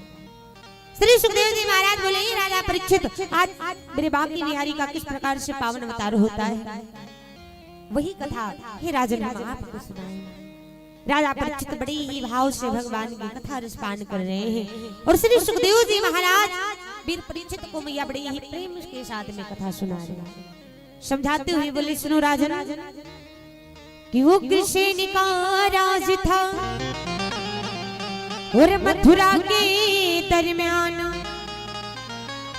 था यदीप सुख साज सब, किंतु न थी संतान। समझाते हुए बोले, राजा परीक्षित एक बड़ी ही दयालु, बड़ी ही महान राजा हुई, जिनका नाम है उग्रसेन महाराज। कहाँ के राजा? मथुरा के राजा भैया। बड़ी ही दयालु राजा, बड़ी ही धर्मात्मक राजा हुई। महाराज उग्रसेन के राज में सिंह बकरी के घाट में पानी पीते हैं, अपनी प्रजा को मैया पुत्र के समान मानते हैं। संत महात्मा द्वार पर कोई भी आता है, कभी बेमुख नहीं जाता है। जो राजा उग्रसेन से दान मांगता है, महाराज उग्रसेन से वैसा दान देते हैं। बड़ी ही दयालु राजा है। सुखदेव जी महाराज समझाते हुए बोले, सुनो राजन, कि वह दयावान विद्या निधान, कि वह दयावान विद्या निधान और प्रजा को पुत्र समझता था।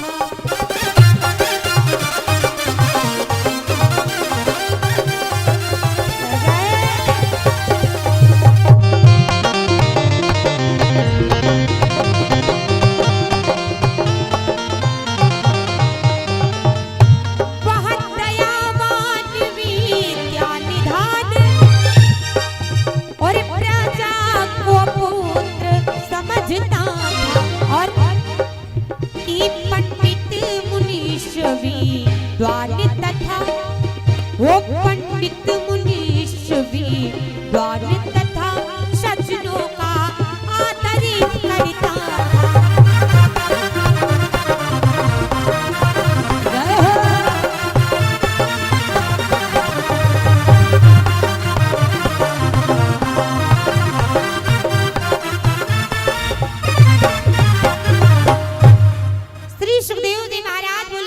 राजा परीक्षित जो उग्रसेन महाराज जी हैं, मथुरा के राजा, वो बड़ी ही दयालु राजा है, बड़ी ही धर्मात्मा राजा हैं। अपनी प्रजा को संतान की तरह मानना, प्रजा में प्यारे, कोई भी अगर दुखी हो तो उसकी सहायता करना, उसकी मदद करना, ऐसे राजा। और राजा का नियम ऐसी होना चाहिए। भगवान ने भैया उन्हें हर चीज दी थी, धन दौलत, किसी चीज की दुखी नहीं थे, लेकिन भगवान की कृपा कुछ हो रही थी। कमी एक चीज की थी, धन दौलत तो भगवान की कृपा से थी।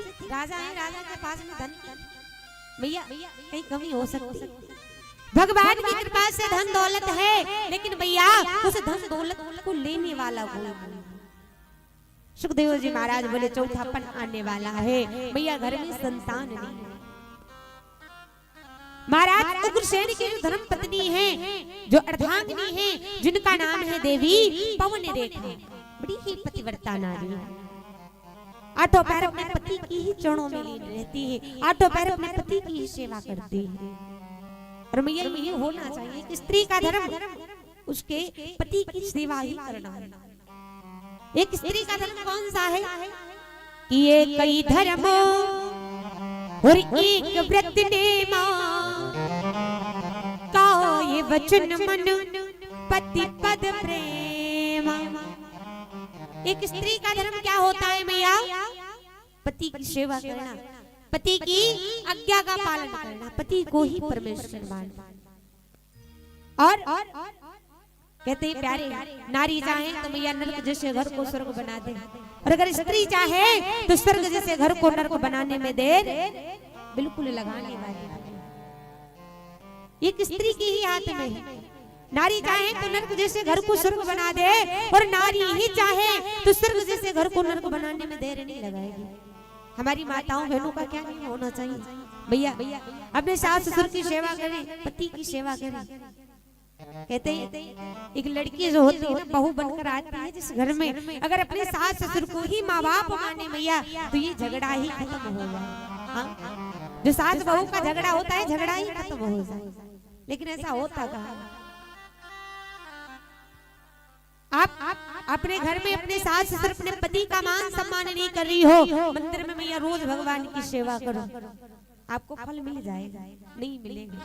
कहते जब घर की ही देवता नहीं है प्रसन्न, तो मंदिर में आप पूजा करके क्या करोगे? आपके घर के माँ बाप भूखे रह रहे हैं और ज्यादा भंडारे करवा रहे हो, वो भंडारे आपके अच्छे, घर के देवता भूखे हैं और आप भोजन बाहर ग्रहण करा रहे हो, आपका भंडारा सफल होने वाला है। माताओं बहनों को सुबह उठकर अपने सास ससुर के पैर छू, पति के चरणों को स्पर्श कर, क्योंकि एक बड़ा ही सुंदर भाव बताया गया है। घर ही में मंदिर बना लो, बाहर जाने की जरूरत ही नहीं है। मेरी माताएं मैंने गाती भी बहुत बड़ा है, बढ़िया है भाव। वो भाव कौन सा है कि घर ही में मंदिर बनेबे,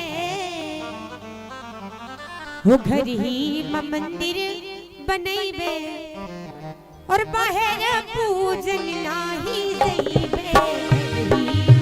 मंदिर बनेबे, बाहर पूजन नाही जइबे। घर ही में मंदिर बनेबे, बोलो रे हम पूजन जइबे। घर ही में मंदिर बनेबे, बाहर हम पूजन जइबे। सही माना मैंने बोली जय हो, जय जय।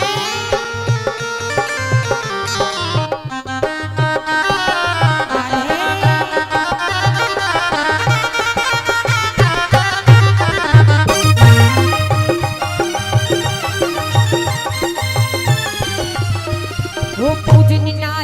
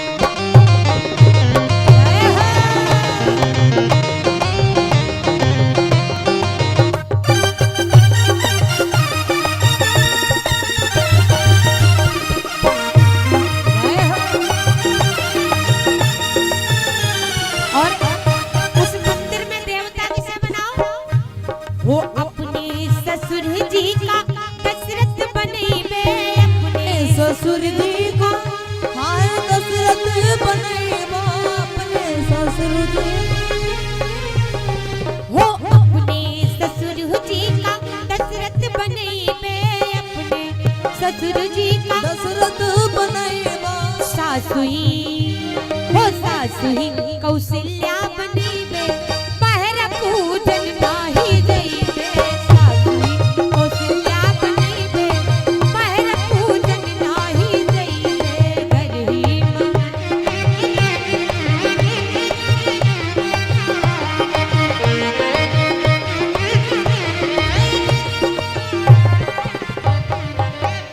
कहते घर ही में मंदिर बना लो सास ससुर को अपने देवता बनाकर रखो प्यारे पति को ही परमेश्वर मानो।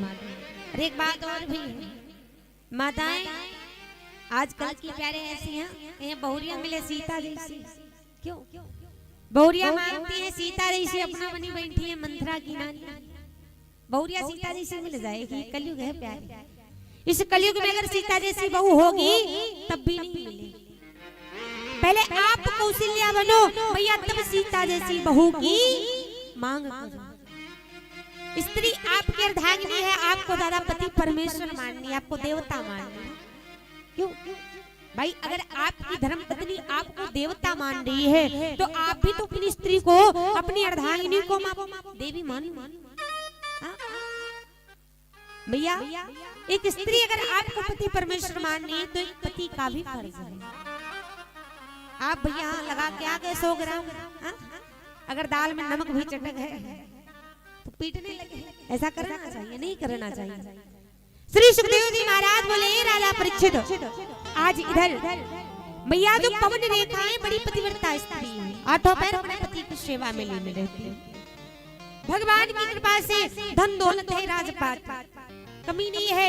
कमी है तो एक बात की कि चाचा घर में संतान नहीं है। और भैया कहते हैं जिस घर में संतान ना हो वो माता पिता के लिए घर ही कांटों की तरह चुभता है। सत्य है ये बात। भैया पवन रेखा हाथों को जोड़कर बोली है महाराज अरे ये महल है, न जाने भगवान मुझे किस जन्म अरे किस कर्मों की सजा दे रहा है। चौथापन आने वाला है, बुढ़ापे का समय आने वाला है, घर में ना तो बेटी ही ना ही बेटा है। महाराज ये महल जो है मुझे कांटों की तरह चुभता है। अगर आपकी आज्ञा हो तो क्या मैं जा सकती हूँ घूमने? महाराज बोले देवी इसमें भी कोई पूछने की बात है, अगर तुम्हारी इच्छा है ना तो तुम अवश्य जाओ। सुंदर रथ से जब आया सखियों को साथ में लिया मैया ने। आज उस रथ पर सवार होकर माँ पवन रेखा अपने ही राज्य में भ्रमण कर रही है। और जैसे मैया राज्य में ही घूम रही है तब तक लोगों ने देखे, कुछ लोग होते हैं बात मुख पे ही कह देते हैं आप। भैया को जैसे ही कुछ लोगों ने देखा तो ताने मारना प्रारंभ कर दिया। ताने मारने लगे। ताने कौन से मार रहे हैं? अरे मैंने सुबह सुबह ना जाने किस बांझ का मुख देख लिया, आज मेरा दिन ना जाने कैसा व्यतीत होगा। क्यों प्यारे भैया कहते हो ही सो ही जो राम रचि राखा को कर तर्क बढ़ावई शाखा। जो विधाता करेगा वही होगा, हमारे आपके करने से कुछ होने वाला नहीं। किसी की संतान नहीं है भैया आप उसे बांझ कहो, निर्वंशी कहो। अरे उस माँ के भी बार हृदय पर हाथ रख के पूछो उस माँ के ऊपर क्या बीतती है।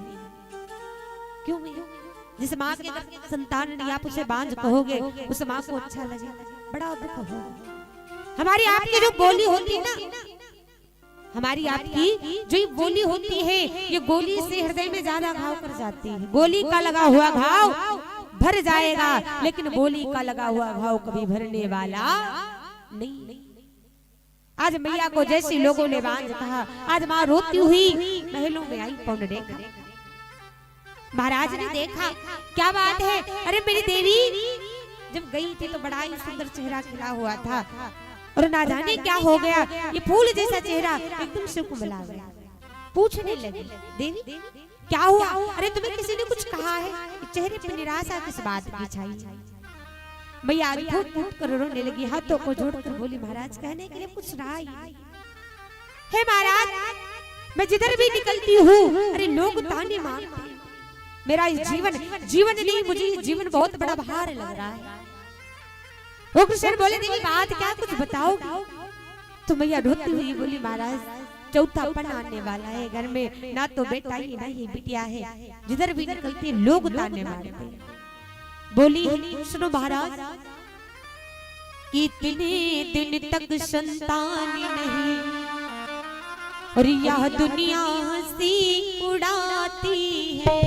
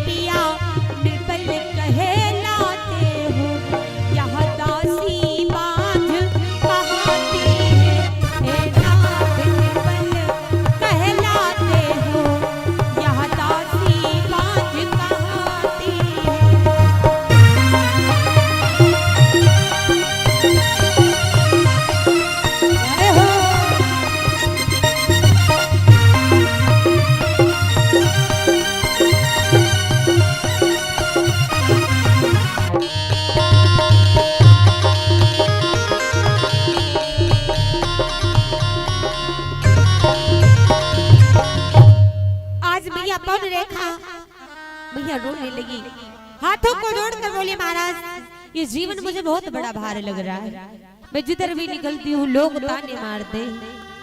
महाराज मुझे पांच कहते हैं, आपको निर्वंशी कहते हैं। उग्रसेन समझाने लगे देवी ये संसार है, ये दुनिया में एक जैसी नहीं है, कोई कुछ कहता है कोई कुछ कहता है, कहने दो, अरे जो विधाता करेगा वही होगा। हमारे किस्मत में अगर संतान नहीं है तो देवी लोग ताने भी मारेंगे तो ताने भी लोगों के सहने हो। समझाने लगे, धीरज दिलाने लगे देवी, क्योंकि मैया कहते हैं हर व्यक्ति को हर सुख नहीं मिलते। मानव के जीवन में चार सुख बताए गए हैं। मानव के जीवन में गोस्वामी तुलसीदास बाबा जी ने चार सुख बताए, लेकिन वो चारों सुख मिलते नहीं। बोले सुनो राजन, मनुष्य के जीवन में कौन सा सुख है? बोले सुनो राजा परीक्षित को आज महाराज श्री सुखदेव जी समझा रहे हैं, और इधर उग्रसेन महाराज भैया पौन रेखा को समझाने लगे। तो बोले देवी सुनो कि पहला सुख जब सुंदर काया, और दूसर सुख जब घर में माया, कि तीसर सुख जब सुंदर नारी, और चौथा सुख सुत आज्ञाकारी। बोले देवी मानव के जीवन में चार सुख बताए गए हैं, लेकिन भैया चारों सुख मिलते नहीं। पहला सुख सुंदर काया, आपने देखा होगा किसी के पास में धन दौलत है, परिवार अच्छा है, धर्म पत्नी अच्छी है, तो भैया घर में धन है, परिवार अच्छा है, भगवान की कृपा से संतान भी बहुत अच्छी है, तो पता लगता है कि स्वास्थ्य भी सही रहता है। इंसान अपने शरीर से चाचा परेशान रहता है। बहुत लोग कहते हैं भैया क्या बताएं, भगवान ने हमें सब कुछ दिया है, लेकिन हम अपने तन से शरीर से बहुत दुखी, कोई ना कोई बीमारी इस तन में लगी रहती है। अरे ऐसा कौन सुख काम का भैया, जब आपका शरीर ही अच्छा नहीं है, स्वास्थ्य ही नहीं अच्छा रहेगा, तो आप सुख का क्या करोगे? पहला सुख मानव के जीवन में सुंदर काया, दूसरा सुख घर में माया, लोगों के पास में शरीर भी अच्छा है, स्वास्थ्य भी अच्छा रहता है, धर्म पत्नी भी अच्छी है, बच्चे भी अच्छे हैं, तो भैया पता लगता है कि जब भोजन करने का टाइम हो ना, तो पेट भर के भोजन तक व्यक्ति को नसीब नहीं होता है। भगवान करे किसी को गरीबी ना, ऐसी गरीबी होती है किसी के पास में धन नहीं और तो किसी के पास में धर्म पत्नी नहीं। हाँ भैया, किसी के पास में शरीर अच्छा है, धर्म बच्चे अच्छे हैं, धन है, तो पता लगा धर्म पत्नी से दुखी, क्योंकि कहते हैं मानव के जीवन में दुश्मन मिले सवेरे शाम मतलबी, यार ना मिले और नारी गोदी हो चकारी करकसा, नारी नारी चाचा अगर धर्म पत्नी अच्छी है तो जीवन आपका अच्छा व्यतीत होगा, और अगर धर्म पत्नी आपके जीवन में कर्कशा फंस गई समझो जिंदगी नरक है। अब जिनके है बेचारा जिंदगी तो जीते हैं, पर उनसे पूछो जाकर जिंदगी कैसी व्यतीत होती है। स्त्री भैया अगर अच्छी है तो घर अच्छा है, परिवार। किसी के पास में स्त्री का सुख नहीं और किसी के पास में स्त्री है, तन अच्छा है, धन है, तो भैया बहुत लोग कहा भैया हमें भगवान सब सुख दी लेकिन हम अपनी औलाद बड़ा क्यों कहते हैं, हम अपनी औलाद से बड़ा दुखी। भैया भैया से भैया ये रिश्ता पना जाए हो, भैया को जिस राह पे जाने के लिए मना करते हैं भैया हाथ बढ़ा के उसी रास्ते पे जाते हैं। श्री सुखदेव जी महाराज बोले राजा परीक्षित आज महाराज उग्रसेन भैया पवन रेखा को समझाने लगे, देवी भगवान ने मुझे सब सुख दिए, संतान, और अगर विधाता की इच्छा होई तो संतान अवश्य हो। एक दिन की बात है प्यारे। सुखदेव जी महाराज बोले भैया पवन रेखा ने अपने पति श्री अज्ञाली उग्रसेन से रथ पर सवार हुई, सखियों के साथ में सुंदर गीत गाती हुई आज प्यारे बड़ा ही सुंदर वन की ओर चल देती। सुखदेव जी महाराज बोले मैया का रथ आज बड़ी ही सुंदर वन में रुका जाकर, जिस वन की जिस बगीचे की सुंदरता बड़ी ही सुहायमान है, कदम कदम पर अन्य प्रकार की बहार। कैसा है मौसम कि मौसम बहार था कदम कदम और गुलजार बहार में आए थे।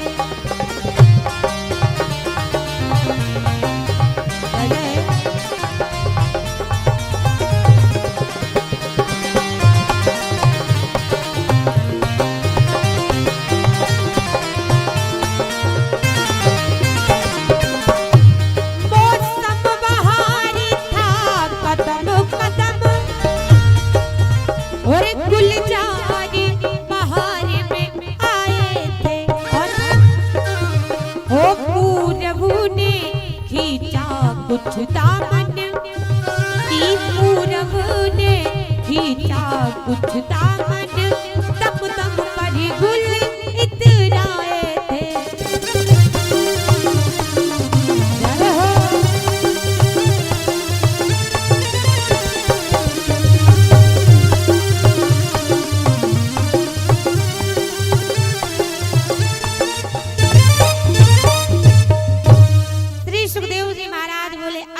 पवन रेखा अपने पति की आज्ञा पाती हैं और सुंदर रथ पर सवार होकर बड़ी ही सुंदर वन में वो रथ पहुंचा जाता है। जिस वन की बड़ी ही सुंदरता सुहायमान है, कदम कदम पर अनन्य प्रकार की बहारें, फूलों पे भंवरे गुनगुना रहे, अनन्य प्रकार के पुष्प खिले हुए हैं, धीमी धीमी मधुर मधुर पुरवाई बयार चल रही है, चिड़िया चीख रही है, मोर बोल रहे हैं। मैया ने जब ऐसा सुहाना दिव्य दृश्य देखा तो भैया पवन रेखा मैया रथ से नीचे उतर पड़ी और उस बगीचे में उस वन में टहलने लगी। श्री सुखदेव जी महाराज बोले आज भैया उस वन में घूम रही हैं, लेकिन उसी वन में एक मायावी राक्षस रहता है, एक मायावी राक्षस रहता है। सुखदेव जी महाराज बोले उस वन में भैया एक दुर्मिल नामी राक्षस रहता है। आज भैया पवन रेखा उस वन में घूम ही रही थी, तब तक उस राक्षस की नजर पवन रेखा के ऊपर गई और जैसे उसने पवन रेखा को देखा भैया उसको उसने देखते ही उसका मन बिगड़ गया, उसके मन में पाप आ गया। विचार करने लगा अरे बड़ी ही कोई सुंदर स्त्री इसकी धर्मपत्नी हो सकती। मायावी राक्षस था, उसने अपनी माया के द्वारा देखा क्या अरे ये तो मथुरा के राजा महाराज उग्रसेन की धर्मपत्नी पवन रेखा। अरे ये जो स्त्री है नारी है बड़ी ही पतिव्रता है, मैं क्या करूं कैसे जाऊं। भैया आज उस राक्षस ने क्या किया, उस राक्षस ने उस वन में धीमी धीमी जो बयार चल रही थी उसने उस बयार को भैया एकदम से बवंडर में बदल दिया। भैया पवन रेखा को आज सखियों से दूर उठाकर प्यारे भैया जंगल में बिछड़ गए। सुखदेव जी महाराज बोले उस राक्षस ने क्या किया, महाराज उग्रसेन का रूप धारण किया। अब तो भैया उस घनघोर वन में आंखों के ऊपर हाथ रखती है, चीखती है, बहना कहाँ हो तुम। अरे इस घनघोर वन में मुझे बहुत डर लग रहा है, अनेक जीवों की आवाज आ रही है। सुखदेव जी महाराज बोले राजा परीक्षित आज भैया पवन रेखा इधर चीख रही, उस राक्षस ने विचार किया ये अच्छा मौका है,